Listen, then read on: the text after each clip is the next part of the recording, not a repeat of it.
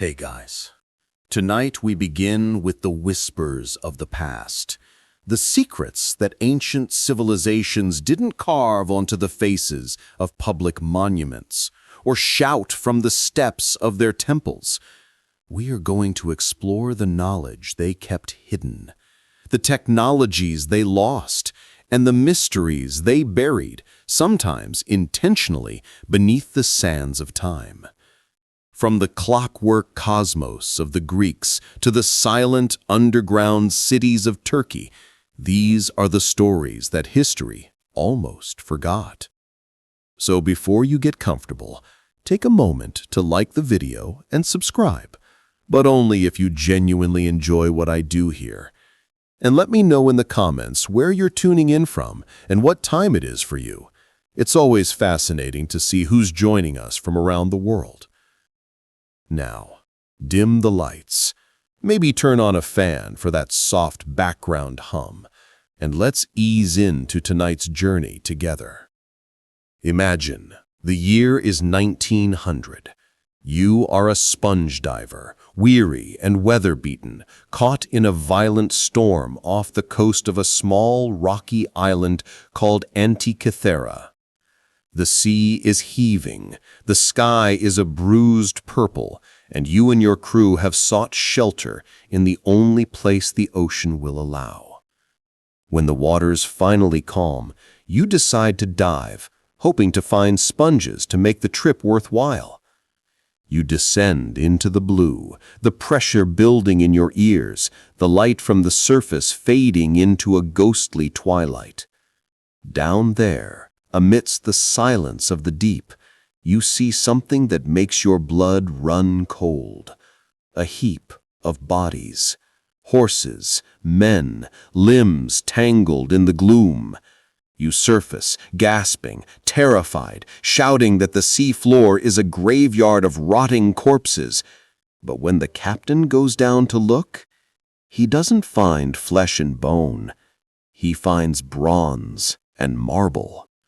It is a shipwreck, an ancient Roman vessel laden with Greek treasures, looted centuries ago and dragged down by a storm much like the one you just survived. They haul up statues, pottery, coins, the beautiful debris of a vanished world. But among the gleaming art, they find a lump. It is a corroded, green, calcified rock, barely distinguishable from the seabed itself. It looks like nothing. It is tossed into a box at a museum in Athens, ignored while the golden statues take center stage. It sits there for 2 years, drying out, cracking open, and then it reveals its secret. Inside the rock, there are gears. Not just wheels, but precision-cut, interlocking bronze gears with teeth as fine as a clockmaker's masterpiece. This is the Antikythera mechanism, and it shouldn't exist. According to the timeline of history we were all taught, gears of this complexity wouldn't be invented for another 1,000 years, appearing in the astronomical clocks of the medieval period. Yet here it was, resting on the ocean floor, dating back to the 2nd or 1st century BCE. It was a computer, an analog computer designed to predict the movements of the cosmos. This wasn't a toy. It was a machine of profound genius. By turning a hand crank, the user could track the position of the sun and the moon, the phases of the moon, and even the cycles of the Olympic Games. It could predict eclipses decades in advance, down to the hour. It even modeled the irregular orbit of the moon, a celestial anomaly that puzzled astronomers for centuries, using a pin and slot mechanism that wouldn't be rediscovered until modern times. But the existence of this machine asks a haunting question. If the Greeks had the technology to build this, what else did they have? And more importantly, why did we lose it? The Antikythera mechanism wasn't just a calculator, it was a world view encased in bronze. It tells us that the ancients saw the universe as a machine, a predictable, mathematical entity that could be modeled, understood, and perhaps controlled. But this knowledge wasn't for everyone. It was a secret. In the ancient world, knowledge was power, and power was guarded jealously. The ability to predict an eclipse wasn't just science, it was magic. If you knew when the sun would go dark, you held the power of the gods. You could terrify a population, legitimize a king, or command an army to march at the precise moment of divine favor. We often think of ancient science as public knowledge, debated openly in the agora. But devices like this were likely rare, expensive, and kept in the hands of the elite. They were the secret weapons of the intellectual class. And when the Roman Empire collapsed, when the libraries burned and the bronze was melted down to make swords and coins, this technology didn't just fall out of use, it was erased. Think about that for a moment. A level of technology that could map the heavens, lost because it was too rare to survive. We have found only one Antikythera mechanism. Just one. How many others are rusting at the bottom of the Mediterranean? How many were melted down by people who saw only scrap metal, never knowing they were holding the keys to the universe? But the Greeks had other secrets too. Secrets that blurred the line between mechanics and magic. Enter the world of automata. We tend to think of robots as a modern obsession. We imagine chrome, wires, and artificial intelligence. But the ancients were obsessed with artificial life. In the city of Alexandria, a hub of knowledge and engineering, inventors like Hero of Alexandria were creating machines that defied belief. Imagine you are a pilgrim in ancient Greece. You have traveled for days to visit a great temple. You are tired, dusty, and seeking a sign from the gods. You stand before the massive temple doors. A priest lights a fire on a small altar outside. As the flames rise, the heavy stone doors of the temple begin to creak. Slowly, miraculously, they open on their own. No human hand touches them. You fall to your knees. It is a miracle. The gods have welcomed you. Except it wasn't a miracle. It was steam. Hero of Alexandria had designed a system hidden beneath the temple floor. The heat from the altar fire warmed a container of water, creating steam. The pressure of the steam pushed water into a bucket, and the weight of the bucket pulled a system of ropes and pulleys that opened the doors. When the fire went out, the pressure dropped, the water siphoned back, and the doors closed. It was a steam engine, used not to power a factory or a train, but to manufacture awe. It was theater, disguised as divinity. And that was a secret the priests were very happy to keep. If the common people knew it was just plumbing and physics, the magic would vanish. So the technology remained hidden, a trade secret of the temples. Hero didn't stop there. He built a coin-operated holy water dispenser. You dropped a bronze coin into a slot. The weight of the coin tipped a lever, which opened a valve, releasing a small amount of holy water before the coin slid off and the valve closed. It is exactly the same mechanism used in vending machines today, but this was 2,000 years ago. He designed mechanical birds that sang using compressed air and water pressure. He created a wind-powered organ. He even described a steam turbine, the aeolipile, a spinning metal sphere powered by jets of steam. It was a curiosity, a toy for philosophers. But think about what that means. The Greeks had the basic principles of the steam engine. They had the gears of the Antikythera mechanism. They had the math. They had the materials. They were on the verge of an industrial revolution, 2,000 years before it actually happened. So why didn't they take that step? Why didn't they build trains or factories? The answer is one of the darkest secrets of the ancient world. They didn't need machines because they had slaves. In a society built on the backs of human labor, labor-saving devices are just toys. Why build a steam engine to open a door when you can just force a servant to do it? Why invent a mechanical loom when you have thousands of people to weave cloth by hand? The abundance of cheap, coerced labor stifled innovation.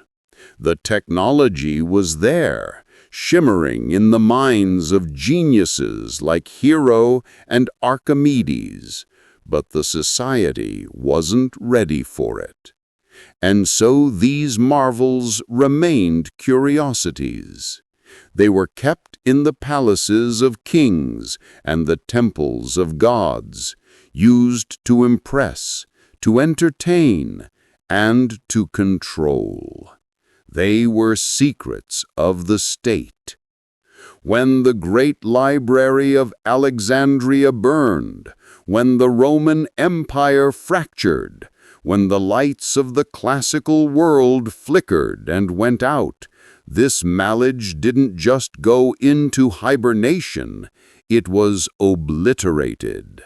The gears stopped turning, the steam vented away, the bronze corroded. Humanity forgot.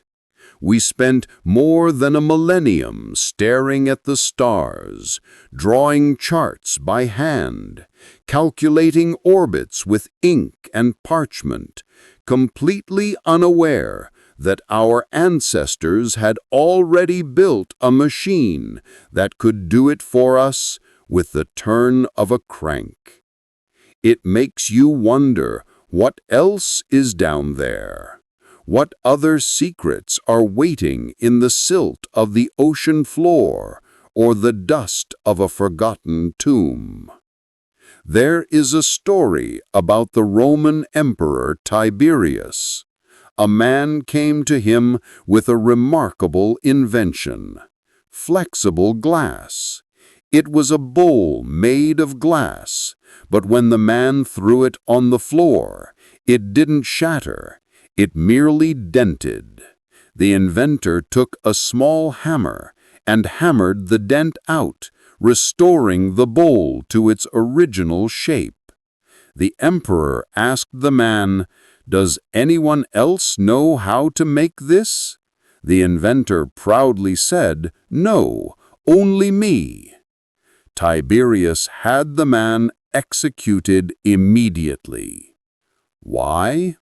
Because the emperor feared that if this unbreakable glass became common, it would make gold and silver worthless. It would crash the economy. It would destabilize his power. So the secret died with the inventor. This is the tragedy of ancient secrets. They weren't always lost by accident. Sometimes they were destroyed on purpose. The ancients understood that technology is disruptive. It changes hierarchies. It shifts power, and those in power rarely want things to shift. We look back at the ancient world and see stone ruins and statues.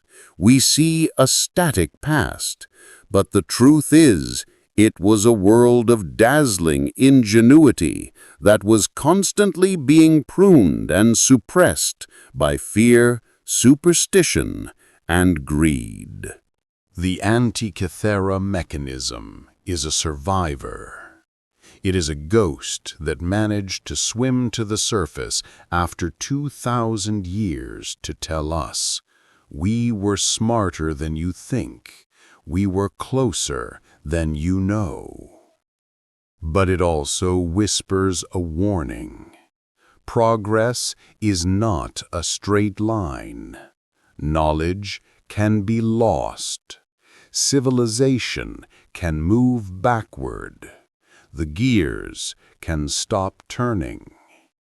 Imagine the workshop where the mechanism was built, the smell of oil and metal, the dust motes dancing in the shaft of sunlight coming through the window. An old master leaning over the bronze, etching the names of the months, the signs of the zodiac. He is building a universe. He believes he is preserving time itself. He has no idea that his masterpiece will end up at the bottom of the sea, and that his descendants will forget how to read the sky for 50 generations. He finishes the last gear. He turns the handle. The machine hums. The moon advances. The sun follows. It is perfect. He packs it into a wooden crate, destined for a wealthy patron in Rome. He watches it leave on a cart, rattling over the cobblestones toward the harbor. He never sees it again. The ship sets sail. The storm rolls in. The waves crash over the deck. The crate slides. The ship splinters against the rocks of Antikythera. The mechanism sinks into the dark, cold silence. And the world forgets. For centuries, sailors would pass over that spot, never knowing that beneath their keel lay the most advanced piece of technology the world would see for a millennium. The fish swam through the wreckage, the coral grew over the bronze, the wood rotted away. And humanity walked the long, slow road through the dark ages, rebuilding from scratch what had already been achieved. This is the secret of the Antikythera mechanism. Not just how it worked, but what it represents. It is a monument to the fragility of human achievement. It reminds us that we are not the first to touch the edge of the impossible. And it reminds us that what we build today can be lost tomorrow if we are not careful. The ancients guarded their secrets well, sometimes too well. They hid them in temples, in palaces, and in the minds of a chosen few. And when those few died, the secrets died with them. But the sea remembers, the earth remembers, and every now and then they give something back, a gear, a lens, a story. As we move deeper into the night, we will travel from the depths of the Aegean Sea to the dry, windswept plateaus of Turkey, where another secret was waiting. Not a machine this time, but a city. A city that shouldn't exist. A city carved deep into the rock, capable of hiding 20,000 people from the light of the sun. A place of tunnels, traps, and darkness built by people who were terrified of what walked the earth above. We are leaving the clockwork cosmos behind and entering the underground. The air is getting cooler, the spaces are getting tighter, and the mystery is just beginning. The year is 1963. The setting is the stark, moon-like landscape of Cappadocia in central Turkey. A local man is renovating his home. It is a simple house built into the soft volcanic rock that defines the region. He takes a sledgehammer to a wall in his basement, hoping to expand his storage space. The wall crumbles, but instead of solid rock behind it, he finds a dark, empty void. He leans in, holding a lantern. The air that rushes out is cool and stale, smelling of dust and centuries of silence. He steps through the hole and finds himself in a tunnel. It is carved by hand, the tool marks still visible on the walls. He walks forward. The tunnel leads to a room, then another tunnel, then stairs leading down, deeper into the earth. He doesn't know it yet, but he has just rediscovered Derinkuyu. It is not just a cellar. It is not just a bunker. It is a city, an entire metropolis carved out of the living rock, extending 18 stories beneath the surface of the earth. A place where 20,000 people could live, eat, sleep, and pray without ever seeing the light of the sun. Imagine the sheer scale of this secret. For hundreds of years, people walked over this ground, herded their sheep, built their homes, and lived their lives, completely unaware that beneath their feet lay a labyrinth of immense complexity. A ghost city waiting in the dark. Derinkuyu is an architectural marvel that defies logic. It reaches depths of nearly 280 feet. It has ventilation shafts that pierce the rock all the way to the surface, bringing fresh air to the deepest levels.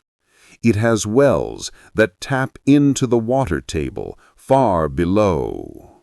It has kitchens with blackened ceilings where soot from cooking fires still clings to the rock. It has stables for livestock, presses for making wine and oil, and even a school for children. But why? Why would anyone build this? Why would a civilization choose to bury itself alive? The answer, as is so often the case in history, is fear. Cappadocia stands at the crossroads of empires. For thousands of years, armies marched across this land. The Hittites, the Persians, the Greeks, the Romans, the Arabs, the Mongols. When the drums of war sounded, when the dust clouds of approaching cavalry appeared on the horizon, The people of the plains had nowhere to run. There were no great mountain fortresses here, no impassable rivers. So they went down. They dug. They used the geology of the region to their advantage. The rock here is tough, a soft, solidified volcanic ash. It is easy to carve with simple metal tools, yet it hardens when exposed to air. It was the perfect material for a secret sanctuary. Imagine the labor involved. There were no machines, no explosives.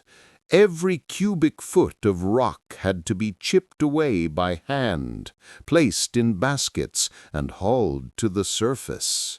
It was a generational project, a massive investment of time and energy, driven by the absolute certainty that one day the enemy would come. And the city was designed with defense in mind. The corridors are narrow and low, forcing invaders to walk single file and crouched over.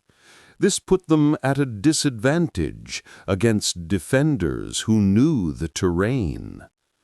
But the most ingenious and perhaps the most terrifying feature of Derinkuyu is the doors. Scattered throughout the tunnels are massive circular stone wheels. They look like millstones weighing up to 1,000 pounds each. But they were not for grinding grain. They were for sealing the tunnels. These stones were designed to be rolled across the corridor from the inside. Once closed, they were impossible to open from the outside. A small hole in the center allowed defenders to spear anyone trying to push the stone aside. With these doors, the city could be segmented. If the enemy breached the upper levels, the people could retreat lower and seal the passage behind them. Level by level, door by door, a fighting retreat into the bowels of the earth. Think about the psychology of that. The mindset of a people who built their entire safety plan around the idea of locking themselves in a stone tomb. We don't know exactly who built the first levels. Some archaeologists believe it was the Phrygians in the 8th century BCE. Others think it was the Hittites thousands of years earlier. But we know who used it most extensively. It was the early Christians. During the Roman persecution and later during the Arab-Byzantine wars, this underground city became a refuge. We find chapels carved into the rock, complete with altars and baptismal fonts. We find crosses etched into the walls. For months at a time, thousands of people lived in a state of suspended animation, waiting for the danger above to pass. Imagine life in the deep city. The darkness would have been absolute, broken only by the flickering light of oil lamps.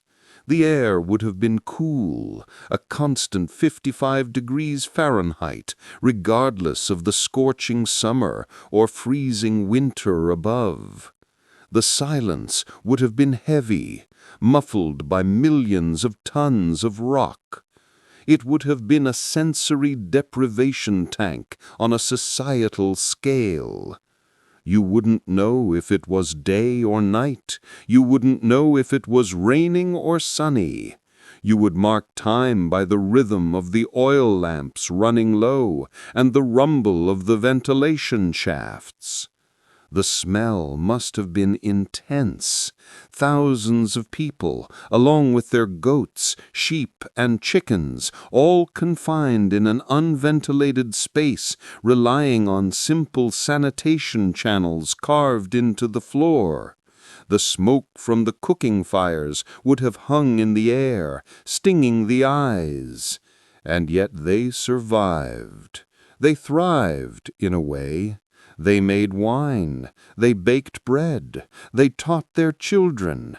They prayed. They turned the underground into a functioning society. Derinkuyu wasn't isolated. It is just one of nearly 200 underground cities discovered in the region. And here is the most staggering secret of all. They were connected. Tunnel systems, miles long, stretched beneath the earth, linking one underground city to another.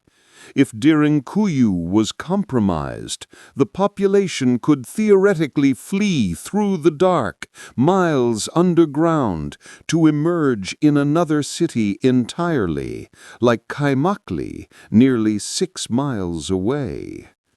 It suggests a level of coordination and planning that is hard to comprehend. A subterranean federation, a shadow civilization living in parallel to the one on the surface. But like the Antikythera mechanism, Derinkuyu eventually fell silent. As the wars subsided and the borders stabilized, the need for such extreme protection faded. The people moved back to the surface. They built houses. They planted crops. They forgot. The tunnels were used for storage. Farmers stored potatoes and lemons in the cool rooms. The ventilation shafts were covered up.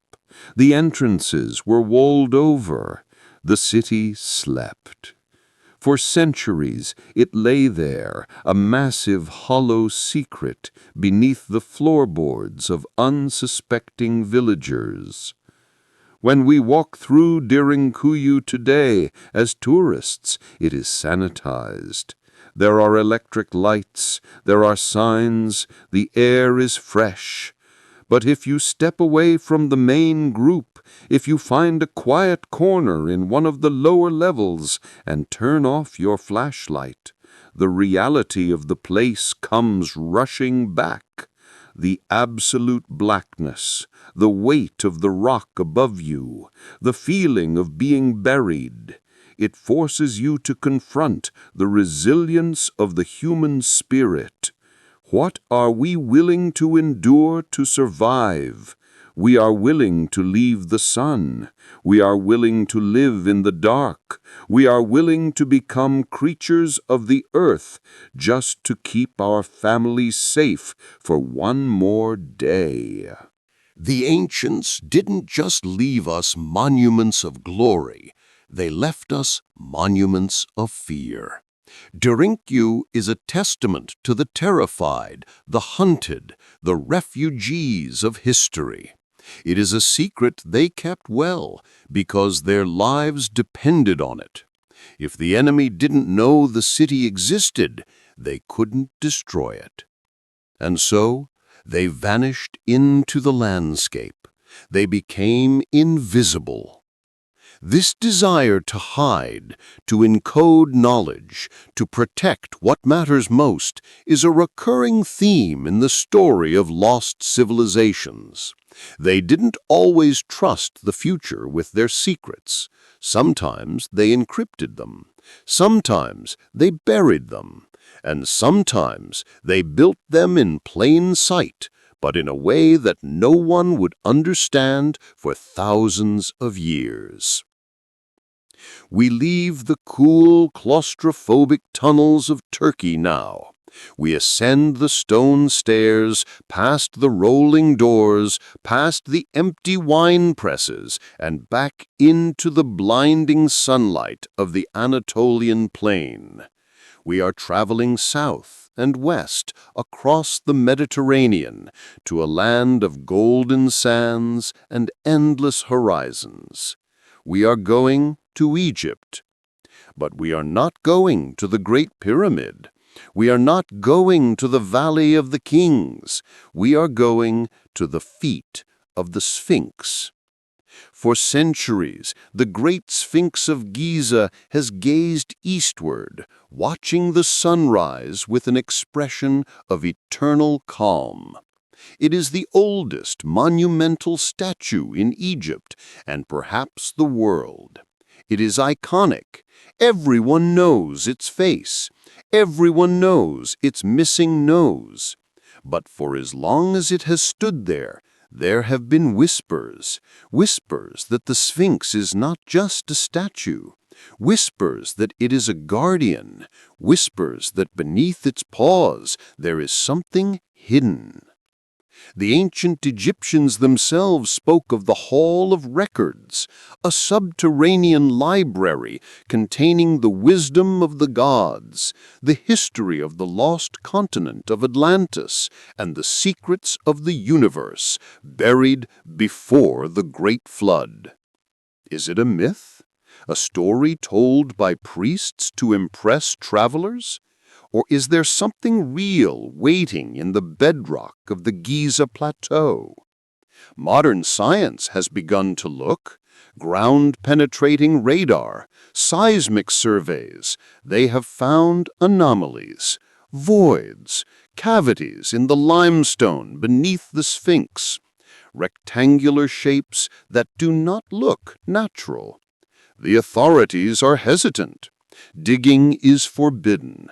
The secret remains sealed. But the story of the Hall of Records connects us to a deep, primal longing, the idea that there is a master key to history, a backup drive of human civilization, hidden away in case we forget who we are. The ancients knew that stone crumbles. They knew that papyrus rots. They knew that empires fall. If they wanted their most precious knowledge to survive the end of the world, where would they put it? They would put it underground, just like the people of Derinku. Just like the gears of Antikythera were meant to model the heavens, the Hall of Records was meant to model the past. We are moving from the physical survival of a people to the survival of their mind, the survival of their wisdom. Imagine the priests of Heliopolis thousands of years ago. They see the storm clouds gathering, not a storm of rain, but a storm of chaos. They know that a dark age is coming. They gather their scrolls, they gather their star charts, they gather the true history of their kings.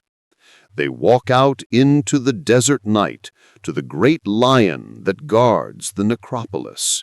They open a shaft, they descend, they place the knowledge of the world in a chamber of granite. They seal it, they cover it with sand, and they make a vow of silence. They believe that one day, when humanity is ready, the chamber will be found. But what if we're not ready? The Sphinx keeps its counsel. It stares at the horizon, waiting. It has seen the Romans come and go. It has seen the Arabs, the Ottomans, the British, the tourists. It has seen the sand bury it up to its neck and then be cleared away again. It is the ultimate keeper of secrets. As we prepare to journey to Egypt, take a moment to let the darkness of Derinku fade. Feel the warmth of the sun returning, but remember the feeling of the underground. Remember that beneath the surface of the earth, there are empty spaces, spaces that were once full of life, spaces that are full of mystery. History is not just what is written in books, It is what is hidden in the ground. We are travelers in a world of amnesia. We walk over the tops of buried cities. We swim over the tops of sunken computers. We stand in the shadow of statues that might be standing on top of the answers to everything. The night is long, and there are more secrets to uncover. We have looked at the sea. We have looked at the earth. Next, we will look at the stone itself and the impossible precision with which the ancients shaped their world. From the acoustic levitation theories of Tibetan monks to the laser-like cuts of Pumapunku, we are going to explore the lost technologies of construction. How did they move stones that weighed 1,000 tons? How did they cut granite like it was butter? Was it just ropes and pulleys and thousands of men? Or was it something else? Something they didn't write down, something they didn't want us to know. The journey continues. The sands are shifting. The Sphinx is waiting. We are standing on the Giza Plateau, the sand cooling beneath our feet as the sun dips below the horizon. The great Sphinx, the silent guardian, casts a long, jagged shadow across the desert. We have spoken of hidden halls and buried records, of the knowledge that might be sleeping beneath the limestone. But now we must look at the stone itself, because the stone has a secret. Walk with me south of the pyramids to a place called Saqqara. It is an ancient necropolis, a city of the dead that sprawls across the desert. We are looking for a specific tunnel, a tunnel carved into the bedrock, leading down into the cool, suffocating darkness. This is the Serapeum. You descend the ramp. The air changes instantly. The dry heat of the desert is replaced by a damp, heavy stillness. You are walking through a long corridor hewn from the living rock. On either side of you, recessed into the walls, are massive alcoves, and in each alcove sits a box. But box is too small a word. These are sarcophagi. They are made of granite, hard, unyielding volcanic stone quarried hundreds of miles away in Aswan. Each one weighs up to 100 tons. That is the weight of a fully loaded commercial airliner. You walk up to one. It is black granite, polished to a mirror finish. You touch it. The stone is cold and impossibly smooth. There are no tool marks, no chisel scars. It feels like glass. You take a flashlight and shine it against the corner of the box, the inside corner. It is a perfect 90-degree angle, not 91 degrees, not 89, 90. A precision that modern engineers, with lasers and computer-controlled machinery, would strive to achieve. And yet we are told this was done with copper chisels and stone hammers. Try to imagine that. Try to imagine taking a piece of soft copper and striking it against a block of granite. The copper would bend, the granite would barely scratch. To hollow out the inside of this box, to create these perfect, sharp, internal corners, would require a technology that history tells us did not exist. How did they move them? The tunnels are narrow. There is barely room for a few men to walk side by side, let alone the hundreds of men required to drag 100-ton weight. There are no soot marks on the ceiling from torches, suggesting they worked in a light we do not understand, or perhaps in the dark. The serapeum is a whisper of a lost science. It suggests that the ancients understood stone in a way we have forgotten. They didn't just chip at it, they mastered it. They treated granite like it was clay. Some theories suggest they had hardened metals, lost alloys that were harder than diamond. Others whisper of chemistry, the idea that the Egyptians possessed a liquid stone technology, a way to soften the rock, mold it, and let it re-harden. Geopolymers. It sounds like science fiction, but when you look at the perfect seams, the impossible fits, the way the stones in the temples of the valley seem to melt into one another, you have to wonder, did they carve the stone, or did they pour it? But there is another possibility, one that is even more elusive, one that requires us to leave the silence of the tomb and travel to the roof of the world. We are going to the high Andes, to the border of Bolivia and Peru, to a place called Pumapunku.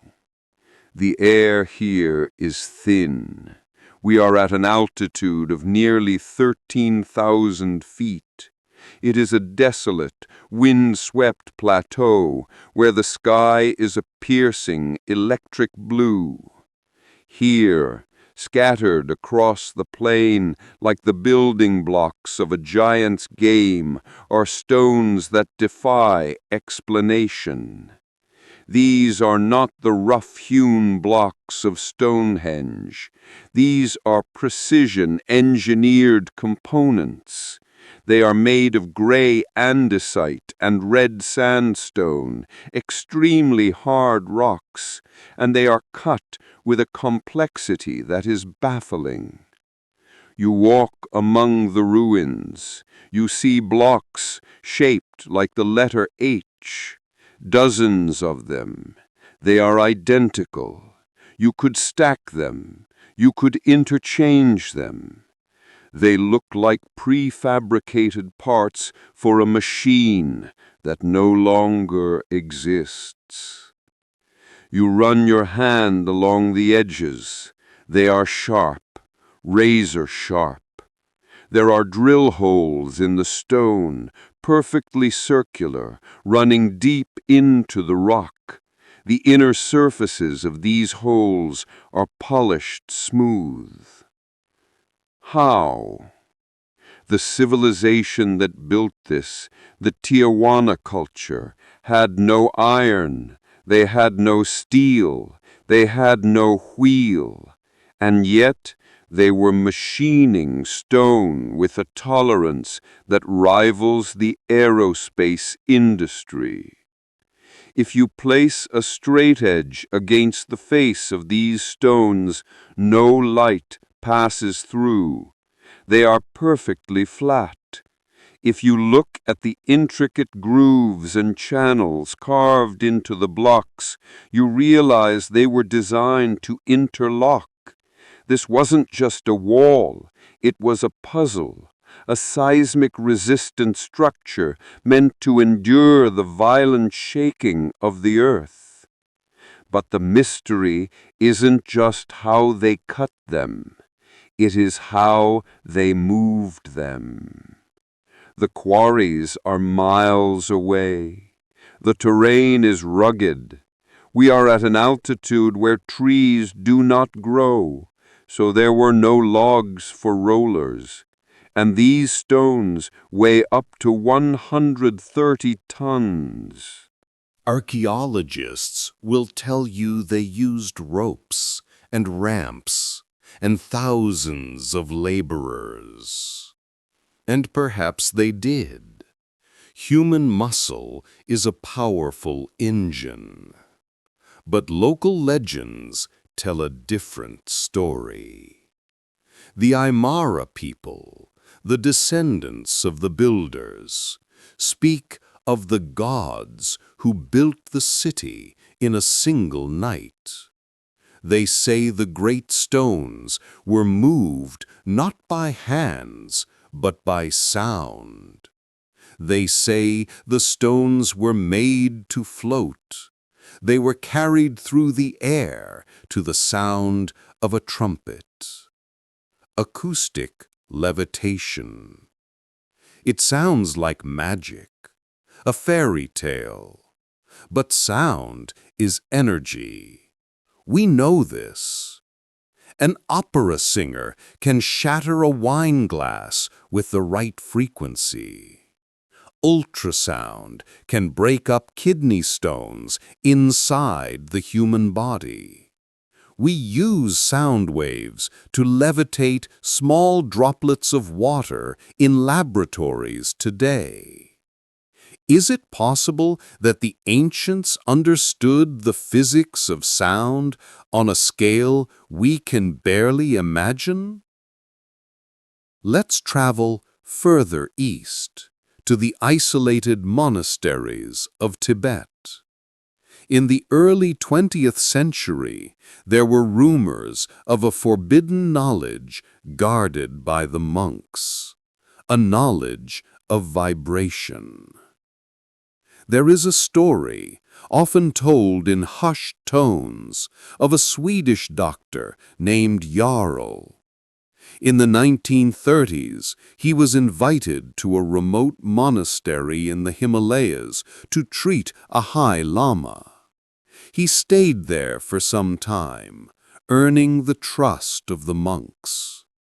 One day, he was taken to a cliffside. Below, in a meadow, lay a heavy stone block. The monks were building a wall on a ledge hundreds of feet up the cliff face. There was no path. There were no cranes. Dr. Jarl watched as 19 musicians arranged themselves in a precise arc behind the stone block. They had drums, massive drums, some suspended in frames, others resting on the ground. They had trumpets, long horns that stretched 10 feet in length. At a signal, the drumming began. It started slowly, a deep, rhythmic thrumming that vibrated in the chest. The trumpets joined in, a low, resonant drone. The tempo increased. The noise grew louder, more intense, focusing all the acoustic energy onto the single stone block. Dr. Jarl watched, skeptical. The noise became deafening. The monks chanted, their voices blending with the instruments. And then the impossible happened. The stone wobbled. It lifted. Slowly at first, then faster, it rose into the air. It floated, suspended on a wave of invisible force, drifting up the cliff face until it landed gently on the ledge 250 meters above. The doctor claimed he saw this happen multiple times. He claimed he filmed it. But when he returned to the West, his films were confiscated by his employers.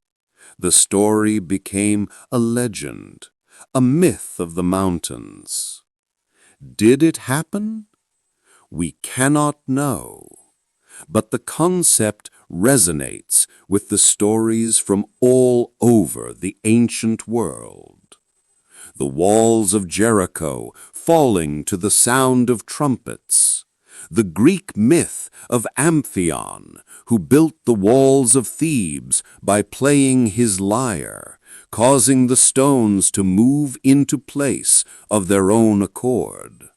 The Mayan legends of the whistling builders.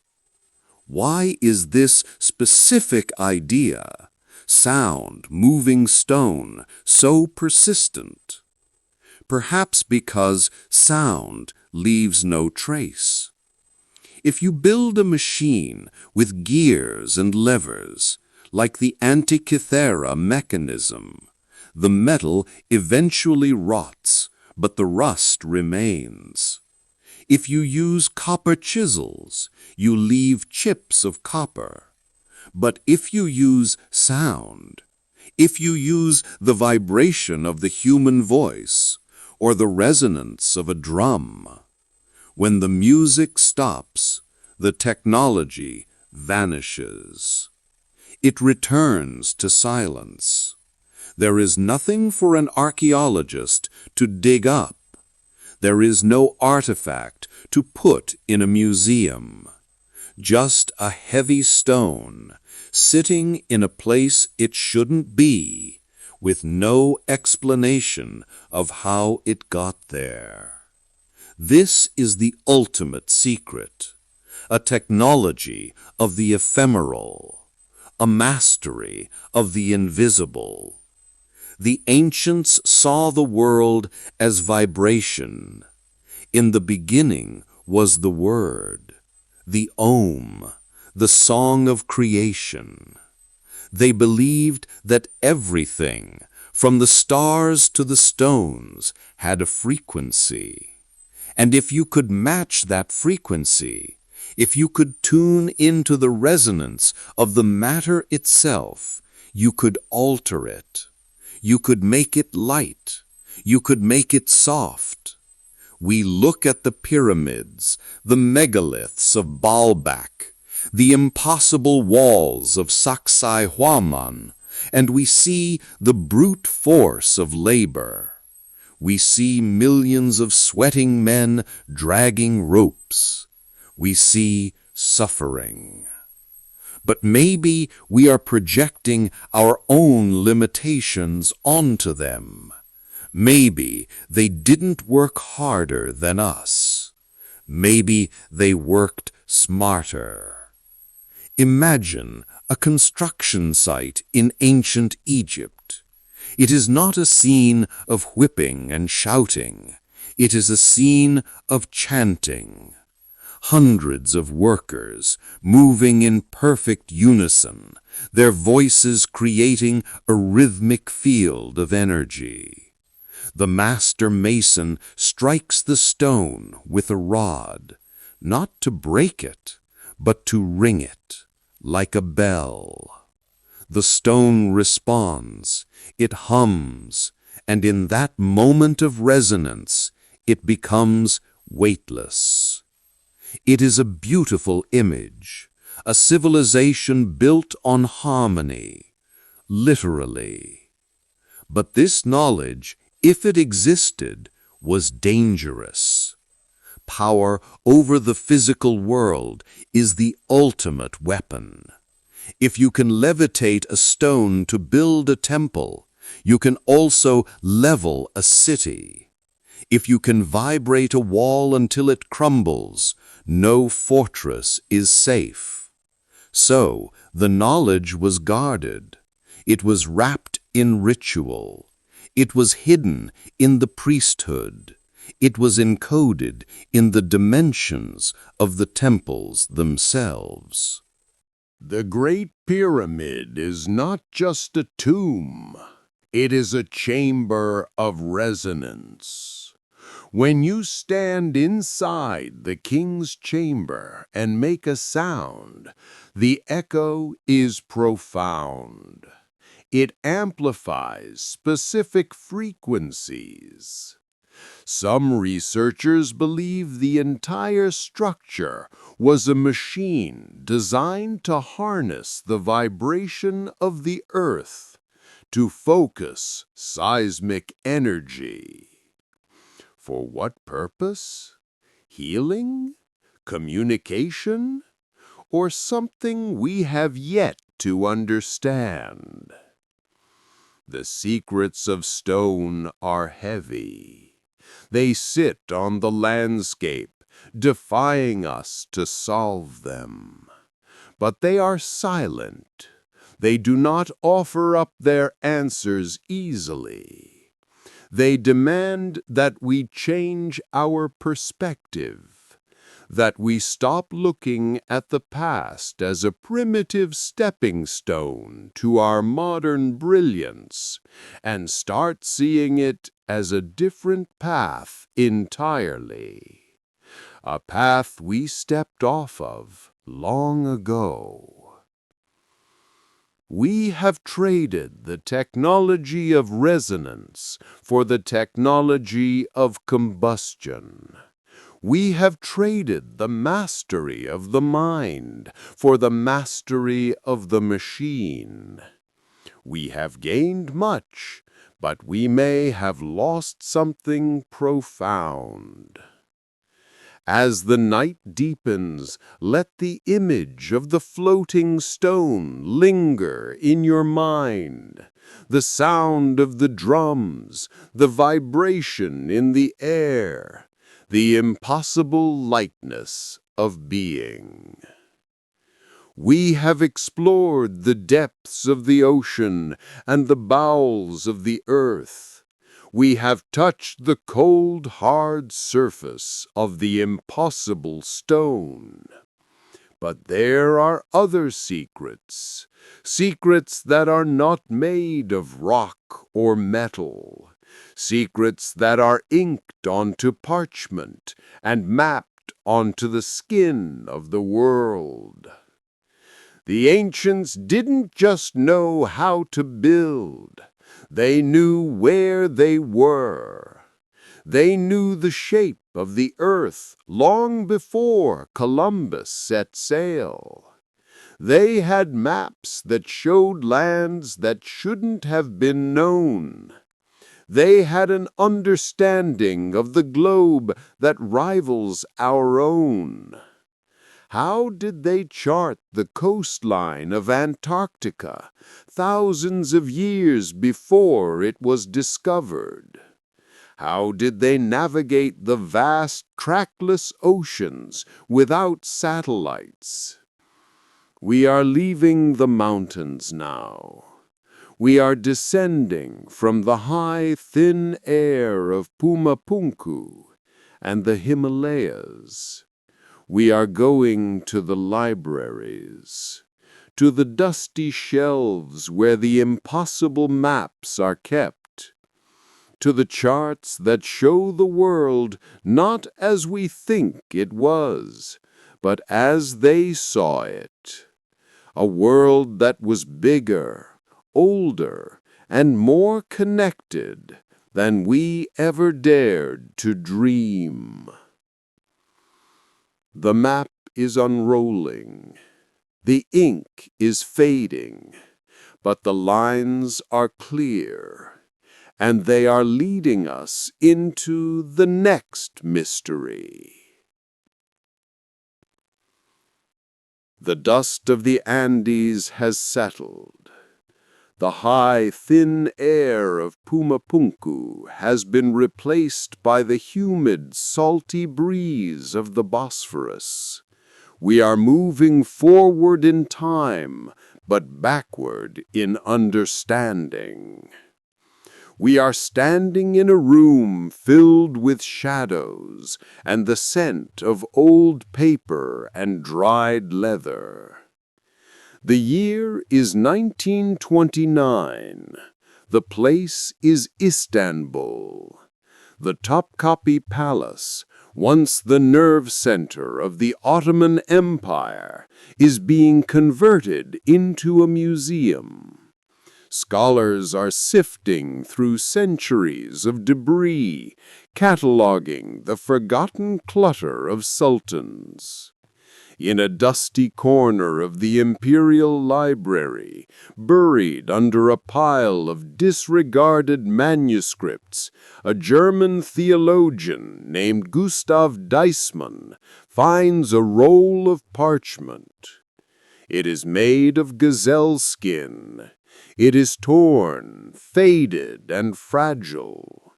He unrolls it carefully on a wooden table. The edges are tattered, but the ink is still dark. It is a map.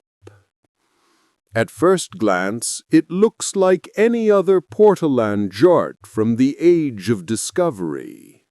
There are crisscrossing lines, compass roses, and illustrations of ships and mythical beasts. It is dated to the Islamic year 919, which corresponds to 1513 CE. It is signed by an Ottoman admiral named Piri Reis. But as Deissmann looks closer, his heart begins to race. He recognizes the coast of West Africa. He sees the bulge of Brazil.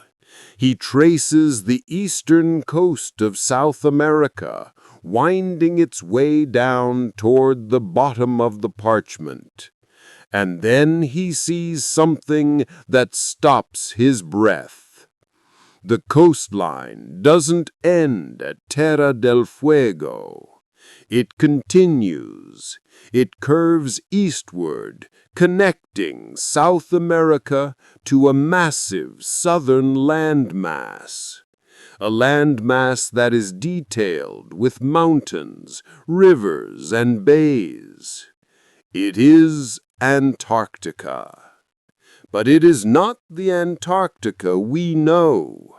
It is not a frozen wasteland of ice sheets 2 miles thick. It is a temperate land. The map shows flowing rivers where today there are glaciers. It shows mountain ranges that have been buried under ice for millions of years. This is the Piri Reis map, and it is perhaps the most disturbing piece of paper in the world.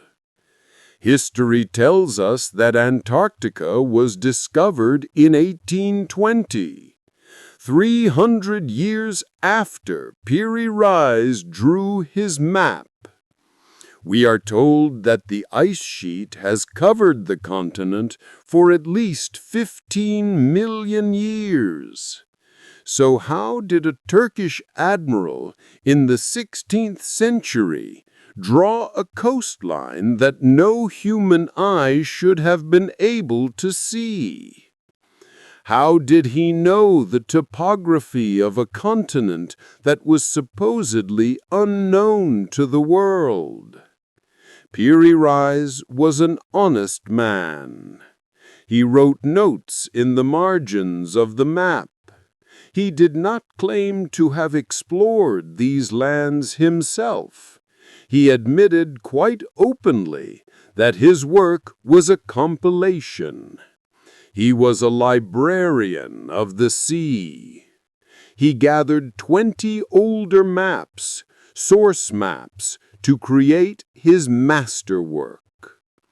He mentions maps drawn by Christopher Columbus. He mentions maps from the Arab world.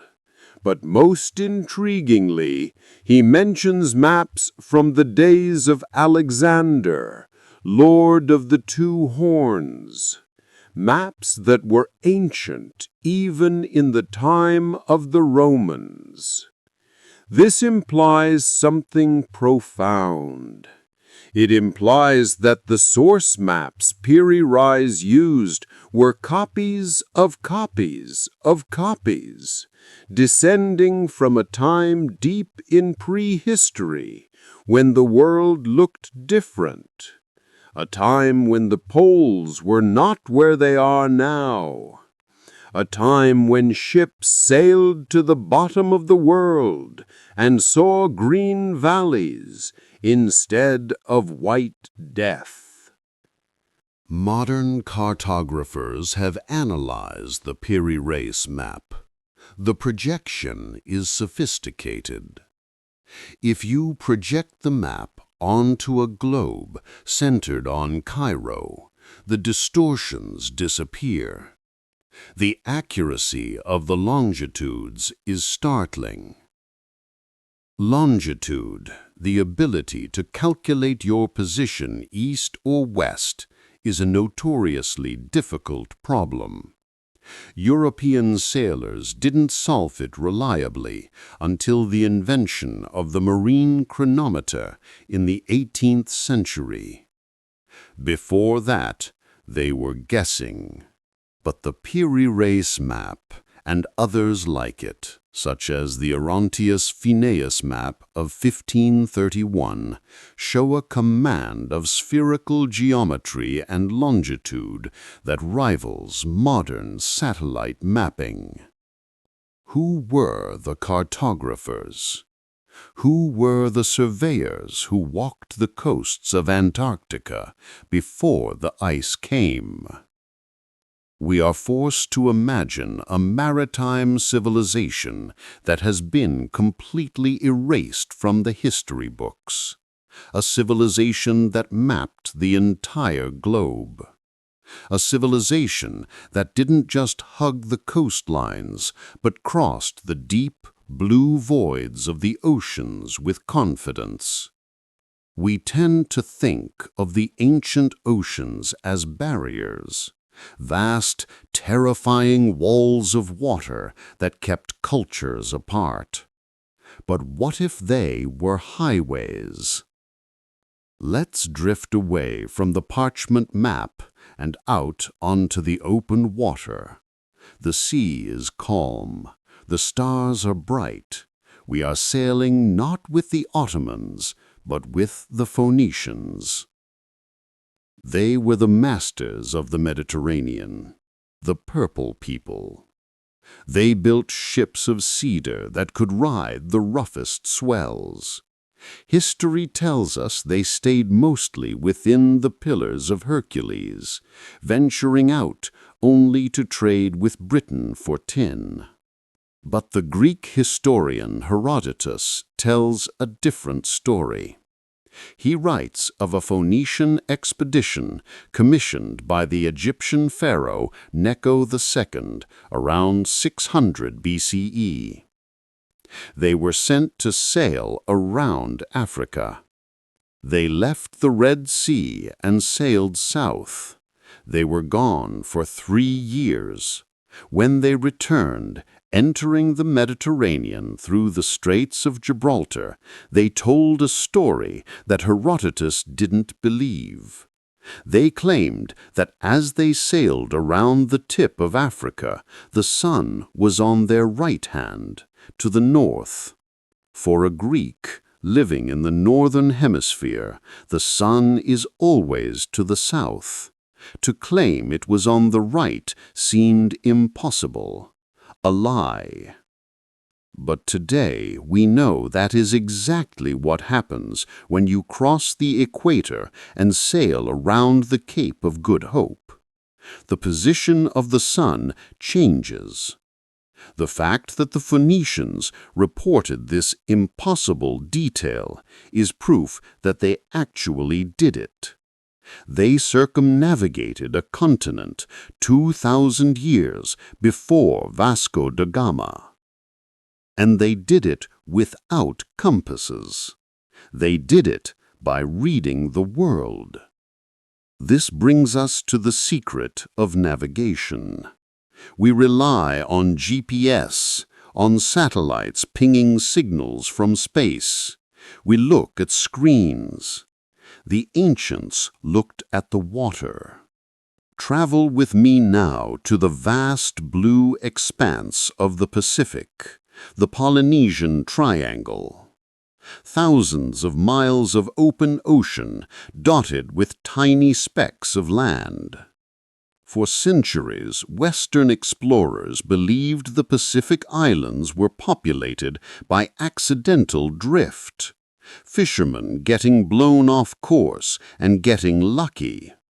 They couldn't conceive that primitive people in wooden canoes could navigate the largest ocean on Earth with intention. But the Polynesians possessed a secret technology. It wasn't made of metal or glass. It was made of memory. They had stick charts, frameworks of coconut fronds and shells. They didn't show land. They showed the waves. They showed the way the ocean swell warped around an island, creating a disruption in the pattern of the water that could be felt miles away. A master navigator didn't need to see the island. He could sit in the hull of his canoe, close his eyes, and feel the island by the movement of the water against the wood. He could read the ocean like Braille. They knew the stars, not just as points of light, but as a star compass. They knew that certain stars rose from the same point on the horizon and set at the same point. They memorized the night sky as a moving map. They followed the birds. They watched the clouds. They could smell land a day before it appeared on the horizon. This was a cognitive technology, a mental map of the world that was more detailed and more resilient than anything printed on paper.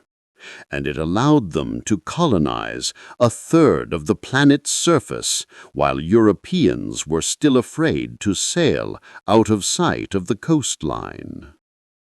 But let's go back to the Piri Reis map, back to the idea of a global survey.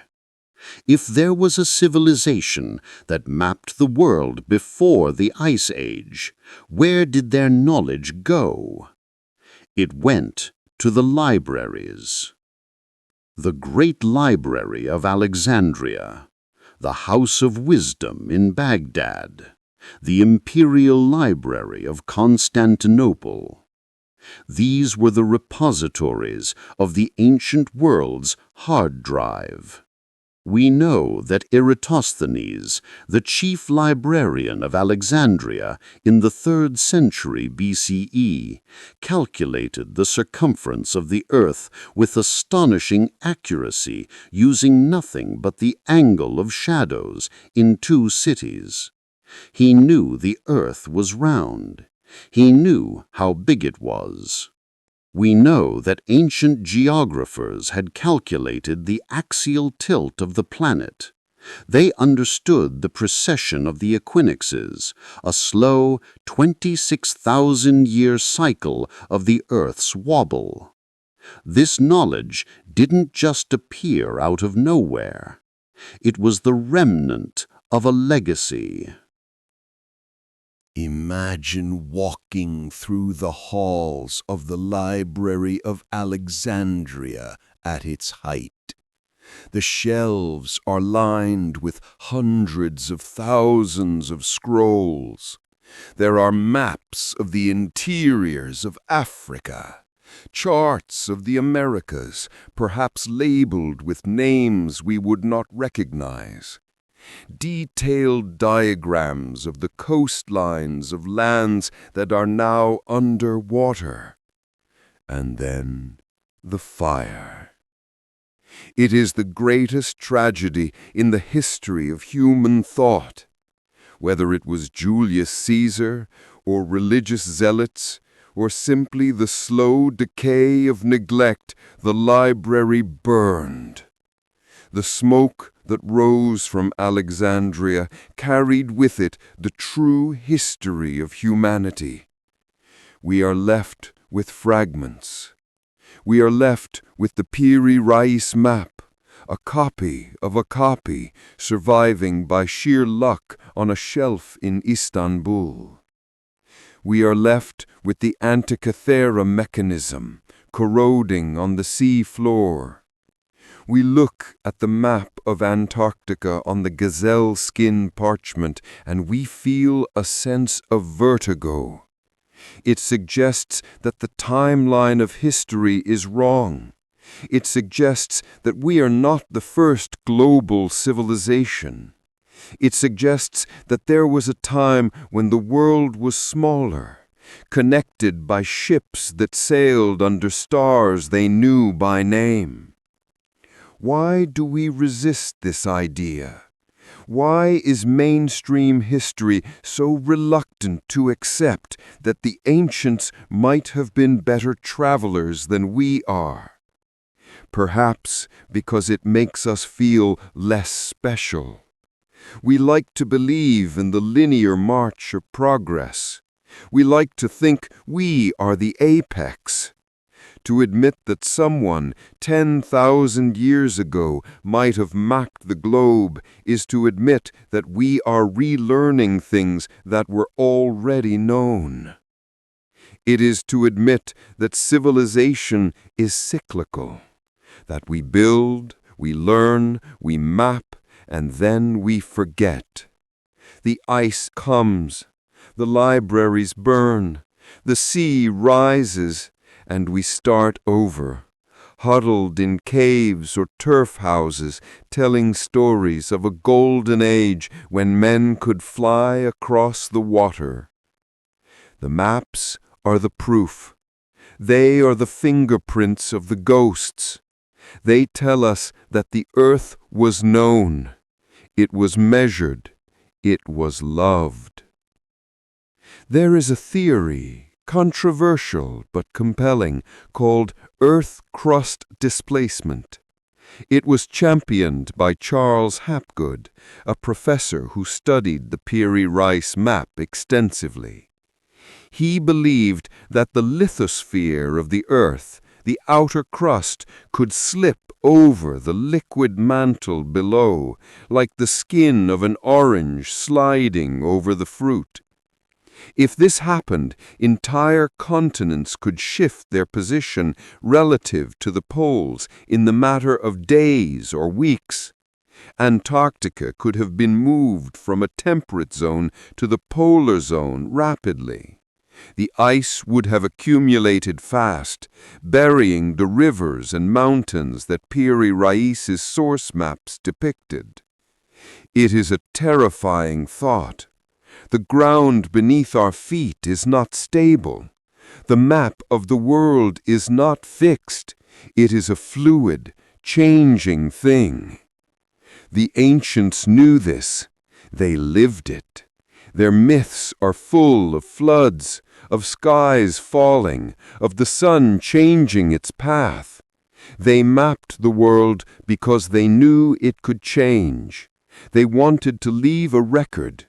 This is where we were. This is what the land looked like. The Piri Reis map is a message in a bottle thrown into the ocean of time. It has washed up on our shore, and we are still trying to decode it. As you lie there listening to the hum of the fan, imagine the world as it looks from space. The blue marble. It looks so peaceful, so static, but it is a restless planet.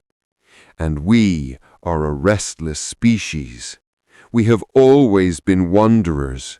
We have always been map makers. We have charted the stars.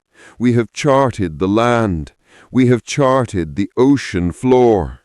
But there is one territory left, one map that the ancients spent more time on than any other.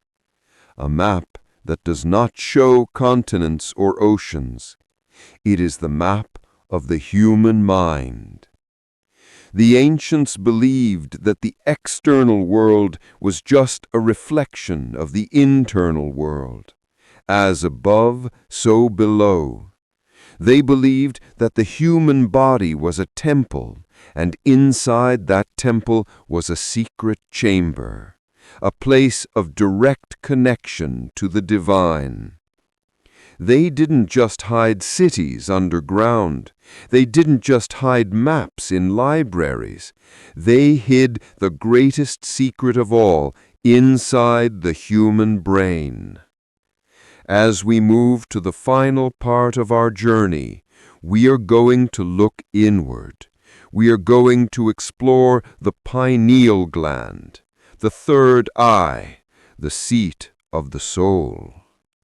Why is there a pine cone symbol in the Vatican? Why is it carved into the staves of Egyptian gods? Why does every ancient culture obsess over this tiny pine cone-shaped organ in the center of the brain? Did they know something about human consciousness that we have forgotten? Did they have a way to unlock the mind that we have lost? The map of the earth is complete, but the map of the soul is still full of blank spaces. And that is where we are going next. We have walked the length of the Silk Road. We have sailed the phantom coastlines of Antarctica. We have descended into the stone lungs of Cappadocia and touched the levitating blocks of the Himalayas. We have looked everywhere for the secrets of the ancients. But now, as our journey comes to its end, we must stop looking out. We must stop looking at the horizon. We must look in. Travel with me to the heart of the Vatican. We are walking through the vast, echoing halls of the museums, past the statues of emperors and the tapestries of saints. We emerge into a courtyard. It is open to the sky, bathed in the soft Roman light. And there, dominating the space, is a statue that seems out of place. It is not a cross. It is not a Virgin Mary. It is not a Christ. It is a pine cone. A massive bronze pine cone, 4 yards high. It was cast in the 1st or 2nd century CE. It once stood near the Temple of Isis in ancient Rome, and now it sits in the center of the Catholic world. It is flanked by 2 bronze peacocks. Why? Why would the heart of Christendom preserve a giant pagan fruit? Walk away from Rome now. Travel back to the dust of ancient Assyria. Look at the stone reliefs of the winged god, the Apkallu. He stands before the tree of life. In one hand, he holds a bucket. In the other, he holds a pine cone, offering it to the tree. Travel to Greece. Look at the staff of Dionysus, the god of ecstasy and transformation. It is topped with a pine cone. Travel to Egypt. Look at the staff of Osiris, the god of the underworld and resurrection. It consists of 2 intertwining serpents rising to meet a pine cone. This symbol is everywhere. It spans continents and millenniums. It is the one secret that unites the builders of pyramids and the carvers of ziggurats. And it is not about botany. It is about biology. The pine cone is the symbol of the pineal gland. Deep inside the human brain, hidden in the geometric center of the skull, sits a tiny organ. It is the size of a pea. It is shaped distinctly like a pine cone. The ancients called it the third eye, the seat of the soul, the Ajna chakra. Today, modern science tells us that the pineal gland produces melatonin. It regulates our sleep cycles. It tells us when to wake and when to dream. It is sensitive to light. In fact, biologically, it contains rod and cone cells, just like the retina of the eye. It is literally a vestigial eye buried deep within the dark of the brain, wired directly to the visual cortex. But the ancients believed it did much more than regulate sleep. They believed it was a stargate. They believed that this tiny gland was the receiver for higher consciousness. It was the antenna that allowed the human mind to connect with the divine, to see beyond the physical world, to access the Akashic records, the universal library of all knowledge. Consider the Eye of Horus. We have all seen the symbol, the stylized eye with the markings below it. We think of it as a symbol of protection. But if you take a cross-section of the human brain, cutting it right down the middle, and you overlay the Eye of Horus on top of the anatomy, the match is perfect. The eyebrow corresponds to the corpus callosum, the pupil corresponds to the thalamus, and the tear line, the vertical spiral, it leads directly to the pineal gland. The Egyptians weren't just drawing an eye, they were drawing a map of the brain. They were telling us, in plain sight, that the path to enlightenment, the path to Horus, lies inside the head. This brings us to the most profound secret of all. The ancients didn't just possess advanced technology for cutting stone or mapping the stars. They possessed a technology of the mind. They understood that the human body is a machine, a vessel capable of generating immense energy, and they knew how to turn that machine on. Think about the architecture we have discussed, the dark, resonant chambers of the Great Pyramid, the underground silence of Derinkuyu, the sensory deprivation of the caves. These weren't just bunkers, they were initiation chambers. When you remove all external stimuli, when you take away the light, the sound, the sense of time, the brain begins to change. The pineal gland, starved of light, begins to work overtime. It shifts its chemistry. Some researchers believe that under these conditions, or through the use of specific vibrations and chanting, the pineal gland produces more than just melatonin. It produces dimethyltryptamine, DMT, the spirit molecule. It is the most potent psychedelic compound known to man. It occurs naturally in nature. It occurs in our bodies. And when it is released, the walls of reality dissolve. The user is transported to other dimensions. They encounter entities. They receive information. They feel a sense of oneness with the universe. Was this the source of the ancient wisdom?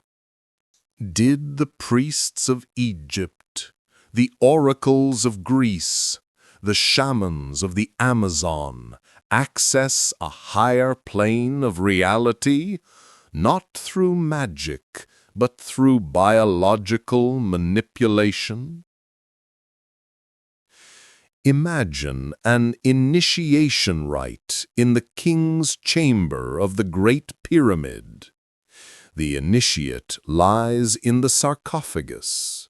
The room is pitch black. The silence is absolute. Then the chanting begins, the low, resonant hum we spoke of in Tibet. The sound waves hit the granite walls. The quartz crystals in the stone begin to vibrate. The air becomes electrically charged. The vibration enters the body of the initiate. It resonates in the skull. It stimulates the pineal gland. Suddenly, the darkness explodes into light. The initiate is no longer in the pyramid. They are traveling through the cosmos. They are seeing the structure of the universe. They are receiving the knowledge of the stars, the math of the seasons, the geometry of life. When they wake up, they are changed. They are illuminated. They have seen the truth. This is the secret behind the halos in religious art, the golden disk around the heads of saints and Buddhas. It is not just a sign of holiness. It is a depiction of the activated pineal gland radiating energy, expanding the field of consciousness. But this knowledge, like the Antikythera mechanism, has been lost, or perhaps it has been suppressed. In our modern world, the pineal gland is often calcified, hardened, shut down. Our water contains fluoride, which accumulates in the pineal gland more than any other part of the body, turning it into stone. We are bathed in artificial blue light from our screens, confusing the gland, disrupting our natural rhythms. We are stressed, distracted, focused entirely on the material world. We have forgotten to look in. We treat the brain as a computer for processing data, not a receiver for consciousness. We have traded the third eye for the digital eye. And this brings us back to the fear of the ancients, the fear that drove them underground, the fear that made them encode their secrets in stone and myth. They knew that civilizations rise and fall in cycles. They knew that we are currently in a dark age of the spirit, even as we live in a golden age of the machine. They left us clues. They left us the pine cone in the Vatican courtyard, standing there like a silent alarm bell. They left us the Eye of Horus carved into the walls of temples that are slowly being swallowed by the sand. They left us the layout of Angkor Wat, which mirrors the constellation Draco. They were trying to tell us that we are more than we think we are. We look at the ruins of the past and we ask, how did they move those stones? But the real question we should be asking is, how did they move their minds? The secrets of the ancient civilizations are not just about lost tools or forgotten maps. They are about the potential of the human being. They suggest that we are a species with amnesia. We are walking through a house we built, but we have forgotten where we put the keys. We have forgotten that the house has an upper floor, a floor with a view of the stars. As you lie there in the dark, letting the hum of the fan wash over you, think about the journey we have taken tonight. We started with a computer at the bottom of the sea, a testament to the analytical mind. We moved to a city in the rock, a testament to the survival instinct. We touched the impossible stones of the Andes, a testament to the mastery of matter. We traced the coastlines of a map that shouldn't exist, a testament to the knowledge of the earth. And now we end here, in the center of your own head. The final secret is you. You are the descendant of the people who built these wonders. You share their biology. You share their potential. The pineal gland is still there, sitting in the center of your brain, waiting. It is waiting for the noise to stop. It is waiting for the light to fade. It is waiting for you to remember. The ancients didn't want us to know these secrets because they were dangerous to the status quo. A population that can access higher states of consciousness, that understands the fluid nature of reality, that knows it is connected to the cosmos, is a population that cannot be controlled. It is a population that cannot be enslaved. It is a population that is free. Maybe that is why the Library of Alexandria had to burn. Maybe that is why the inventors of flexible glass were executed. To keep us asleep, to keep us working the fields, building the walls, serving the systems of power, unaware of the fire that sleeps inside us. But the fire is still there. As you drift towards sleep, visualize that tiny pine cone in the center of your mind. Imagine it glowing, a soft indigo light. The secrets are not gone. They are just sleeping. And in the landscape of your dreams, you might find them again. The ocean is calm now. The sponge divers have gone home. The tunnels of Derinkuyu are silent. The stones of Pumapunku are cold under the starlight. The maps are rolled up. The history of the world is a circle. We are constantly rediscovering what we have lost. We are constantly remembering what we have forgotten. Tonight, we have peeked behind the curtain. We have seen the gears of the machine. We have seen the hidden rooms. Sleep now. Let the weight of history fall away. Let the mysteries dissolve into the dark. You are safe. You are part of a long, unbroken chain of dreamers and builders. The past is a dream. The future is a dream. The only thing that is real is the dreamer. Good night.